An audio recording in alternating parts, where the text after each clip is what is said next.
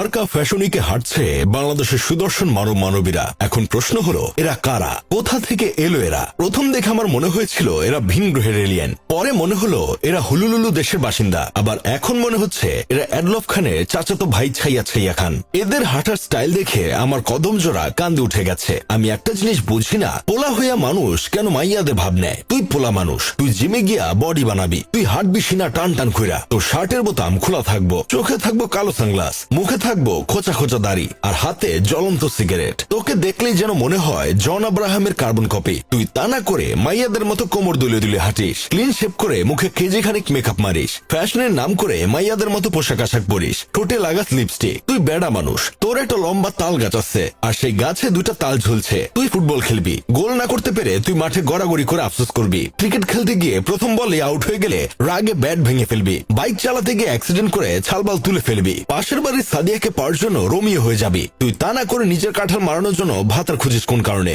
আমার মাঝে মধ্যে ইচ্ছে হয় তোদের কাঁঠালে যদি হালকা চুত্রা পাতা ঘষে দিতে পারতাম তাহলে একটু শান্তি পেতাম। নেইমার জুনিয়রের ড্রিবলিং, এঞ্জেল ডি মারিয়ার ফাইনাল গোল, রিয়াল মাদ্রিদের কামব্যাক, বার্সেলোনার 1% চান্স, তরুণ তামিম ইকবালের ডাউন দ্য উইকেট এসে জহির খানকে ছক্কা মারা সহ পৃথিবীতে আরো কত কি ছিল উপভোগ করার মতো। তোরা এইসবের কিছুই না করে পোলা হয়ে মাইয়াদের মতো অঙ্গভঙ্গি করিস। তোদের এমন অঙ্গভঙ্গি দেখে খুব আফসোস নিয়ে বলতে ইচ্ছে হয়, ছোটবেলায় টুনটুনি কাটার সময় যদি গোড়া থেকে কেটে দিত তাহলে খুব ভালো হতো। শেষ জামানায় নাকি ছেলেতে মেয়ের সংখ্যাই বেশি হবে, কিন্তু সেই সংখ্যা যে ছেলেরাই বাড়িয়ে দিবে সেটা কখনো কল্পনাও করতে পারি নাই। আমাদের দেশে এত পরিমাণ মহিলা আক্তার পুরুষের সংখ্যা বেড়েছে যে মানুষ এখন বিয়ে করতেও ভয় পাচ্ছে, কারণ বিয়ে করার 1.5 মাস পর বর জানতে পারে তার বউ আসলে মেয়ে না, একটা ছেলে। আমরা তো কম বেশি সবাই রাজবাড়ির গোয়ালন্দ উপজেলার ঘটনাটা জানি। ফেসবুকে প্রেম, অতঃপর বিয়ে, বিয়ের 1.5 মাস পর জামাই চুল ছেঁড়া গবেষণা করে বের করেছে সে এবং তার বউ দুজনেই সেম, মানে দুজনের কাছেই সান্ডা আছে। ওলা হয়েও মাইয়াদের মতো চলাফেরা আমাদের সমাজে এখন ক্যান্সারের মতো ছড়িয়ে যাচ্ছে।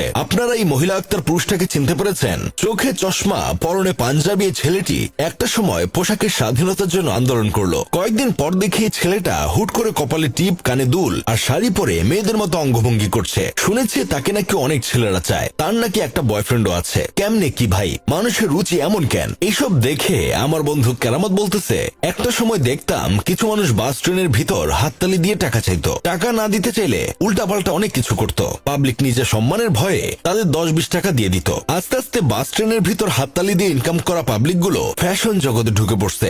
যাই হোক, শেষমেশ আমি গোলাম হোসেন একটা কাজের কথা কই, ফ্যাশন ডিজাইনার মানে এই না যে মুখে কেজি খানিক মেকআপ মারতে হবে, ছেলে হয়েও মেয়েদের মতো অঙ্গভঙ্গি করতে হবে, মেয়েদের মতো হাঁটতে হবে। বিশ্বাস করেন, আপনারা ফ্যাশনের নামে যেসব ড্রেসগুলো পরেন সেসব ড্রেসগুলো কোনো সুস্থ স্বাভাবিক মানুষকে মাগনা দিলেও পরবে না।